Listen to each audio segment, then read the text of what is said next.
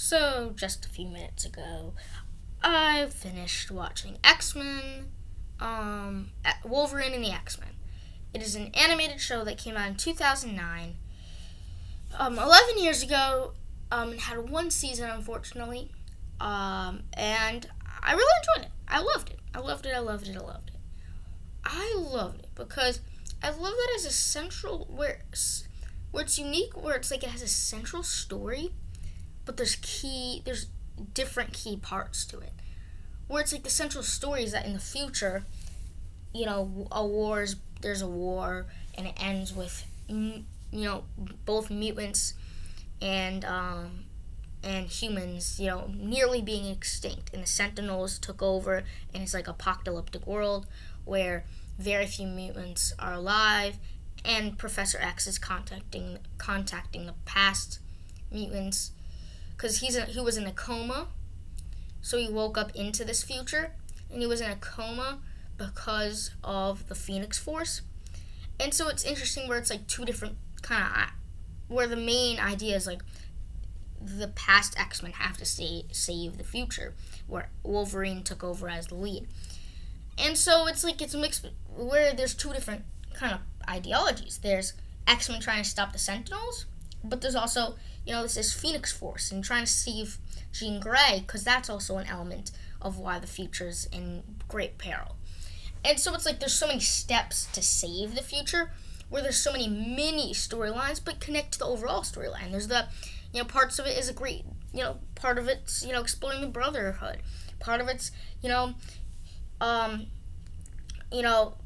Senator Kelly creating the Sentinels and spying on that and stopping that, and the Cure, and then Angel's involved because his father is part of making Sentinels. So there's a whole subplot about that, and the whole Archangel stuff. But that's all pivotal because it's all playing towards why there's an apocalypse in the future. Why there's an apocalypse in the future. So I love the show because it's like, I think almost every X-Men has something to do in this. Like that's what I love, is like you can have where it's unique, where it's like you can have a central ideology of where you want to go. Where it's at the beginning, you're kind of introducing the characters and reuniting the team because of the bomb, which is still central to the main plot, because the bomb is part of why Professor X is in the coma, which connects to why he's able to contact the past and why they need to bring the X-Men back. So there's so many great unique storylines where it's like you can have part of the storyline be in the future. You can have part of it be in the present, where it's like, okay, you want a storyline about Magneto, having Magneto versus the X-Men, you can do that and still tie into the overall story. You want to have, Gambit romance in this series, okay, we can do that, but it still is central. It's unique where everything they present has to do with the story, where they never sacrifice, let's have a cool sequence for the story.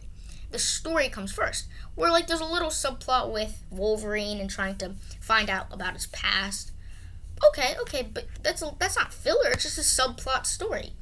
And I think but the majority of it does connect to that main story of saving the future, and that's such a pivotal story. And there's so many key steps: stopping the Sentinels, stopping Kelly, stopping Archangel from killing, from killing his father, and then also because of the Phoenix Force having a role to do with it, Scott and Emma Frost have to find where Jean is, and stop Sinister, and so there's just so many key moments, key plots, and Geonosa,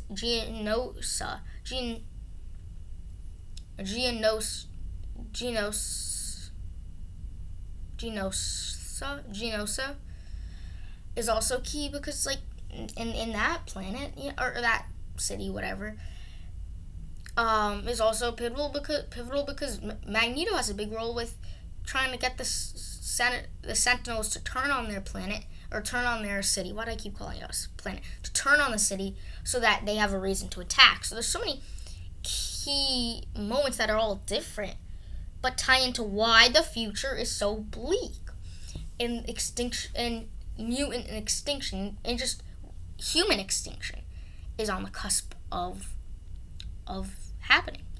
And so I love this show. I love how there's so many great stories that are told, where it's like the watermelon is saving the future, but there's so many different seeds, and each seed is different. One seed could be, them having to go to Genosa. One, I hope it's saying that right. Another seed could be, them trying to stop Senator Kelly from keep on producing Sentinels. Some are taking place in the past, delaying their extinction, and Charles trying to contact them. Another seed is Emma and Cyclops trying to find where Jean is. And so but they all fit because they're all under this idea of the future is not what we should be. It's bleak. People are dying. It's stopping world genocide, And so this idea of that has to be developed through many different reasons. Why? Key reasons, yes, are the Sentinels, but why do the Sentinels need to happen? Explored. And so there's so many character moments, so many characters that gets explored. And where it's like you have Wolverine in the forefront, but it doesn't mean that he's really there. He is obviously the main character, but when you get to the end of it, there's a lot of other characters that have also other key roles. Cyclops, Beast, Nightcrawler, Scarlet Witch, Magneto. Magneto's not really the villain. He has villainous actions, which in the past, the old timeline, what happened was that he tried to attack the senator. So it was kind of like he was the guy you need to stop from attacking the senator. And by what they ultimately do is they stop the Phoenix Force, who stops the Sentinels. And by stopping the Sentinels, because earlier that season, they had got the Sentinel program to end, to halt production. So that was a huge step. The only problem is they need to stop the Phoenix Force, and they need to stop Magneto. They do that, so now they win. So there's so many steps involved. But again, like I said, what I enjoy is it's not just a show of mini story arcs. No, it's a show with one continuous story about stopping future mutants, where it's like the future where the world's gonna completely extinct all humans. Yet what I enjoy about that is there's about 3-ish, 4-ish clear different storylines, but you get to the final, I'd say 6-ish episodes, 5-ish, 6-ish episodes. These 4 clear different storylines that all connect to reasons why the past sucks. Suddenly diversion to one, towards the very end of the show. And so the payoff is there, where it all pays off. Not only do these mini story arcs all pay off, but the big scope of the story that takes place over all 26 episodes gets concluded for that season. And I just love it. There's so many great moments, so many great characters, and I love the X-Men as kind of kind of what they are. And so I just love exploring different story arcs, but yet have a meaning to the broader scope of the season. Where it's like, okay, you want to have, Rogue join the Brotherhood? We can have that. Do you want to have a, X-23 and Wolverine fight, Sentinels in the future? We can do that. You want to have you want to have a kind of Iron Giant type good Sentinel? You can have that, I mean, there's so many great X-Men. I mean, that have moments to shine in the show. I mean, because like the core group of this show is Wolverine, Cyclops, Storm, Beast, Nightcrawler, Rogue, Kitty, and what's Bobby. Those are like the core group of this show. the kind of 8 of them. But that doesn't mean that, like, Jean, like, or in Emma. But that doesn't mean that nobody else can have a pivotal role. Because that's just in the past. Or in the present, really. But in the future, there's Charles, Domino, Bishop, Vanisher, who else? Lana, and so my point is that there's kind of 2 concurrent. It's kind of like a spin on Days of Future Past in some ways, but but then at the same time, that whole brotherhood, where it's like there's the whole Geonosis thing and Genosha thing and the Brotherhood. They're more like anti-heroes of the story, where they're not the main villains. The main villains are the Sentinels and the people creating them and trying to stop the Sentinels.